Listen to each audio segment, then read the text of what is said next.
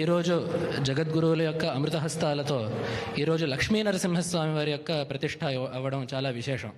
అయితే ఇది కూడా చాలా పీఠానికి దగ్గరైన సంబంధం ఉన్న విషయం. అంటే ఏదో ఒక దేవతని ప్రతిష్ఠించడం కాదు, ఈ నరసింహ ఉపాసనకు, ఆరాధనకు, శృంగేరి పరంపరకు చాలా సన్నిహితమైన సంబంధం ఉన్నది. మనం భగవత్పాదుల యొక్క చరిత్రను గమనించినట్లయితే వారి అష్టోత్తర శతనామాల్లో వారి యొక్క ప్రవర్తన, వారి యొక్క చరిత్ర గురించి ఎన్నో పేర్లు వస్తాయి. ఉదాహరణకి ఈ కైలాసయాత్ర సంప్రాప్త చంద్రమౌళి ప్రపూజకాయ నమః అని అక్కడ కైలాసయాత్రలో చంద్రమౌళీశ్వర లింగాన్ని పొందినట్టుగా, అలాగే సద్రత్నగర్భ హేరంబ పూజకాయ నమః ఇట్లాంటి పేర్లు, రత్నగర్భ గణపతిని పూజిస్తారు. ఇటువంటి నామాలు ఉన్నాయి. ఆ నామాలతో పాటుగా ప్రత్యేకించి నృసింహ భక్తాయ నమః అని ఒక నామం కూడా కనపడుతున్నది. ఆ శంకర దిగ్విజయంలో కూడా భగవత్పాదులకి నృసింహస్వామి యొక్క అనుగ్రహం విశేషంగా ఉన్నట్టు కనపడుతున్నది.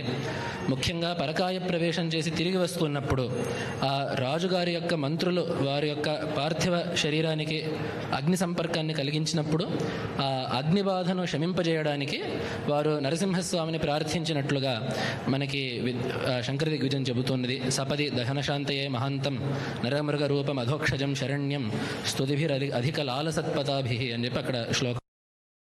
విధంగా మరొక కథ విశేషంగా కనపడుతూ ఉంటుంది.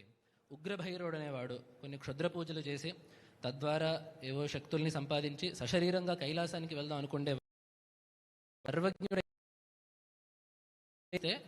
నేను సశరీరంగా కైలాసానికి వెళ్ళగలుగుతాను, కాబట్టి మీ శిరస్సుని నాకు మీరు ఇవ్వాలి అని చెప్పి ప్రార్థించగా, భగవత్పాదులకి శరీరం మీద మమకారం లేదు కాబట్టి ఈ శరీరం ఎలాగో ఎప్పుడో రాలిపోవాల్సిందే, అయితే రాలిపోయే లోపు అది పరోపకారం కోసం ఉపయోగపడితే అంతకంటే సంతోషం ఏముంది, తప్పకుండా తీసుకువెళ్ళు అని చెప్పి భగవత్పాదులు అనుమతించారు. అయితే భగవత్పాదుల యొక్క శిష్యుల్లో ప్రధానులైన ఒకళ్ళు పద్మపాదులు, అత్యంత నృసింహోపాసకులు. ఆ క్షణంలో గురువుగారికి మరొకరు హాని తలబెట్టారు అనే విషయం తెలియంగానే ఆ పద్మపాదాచార్యుల మీద నరసింహావేశమై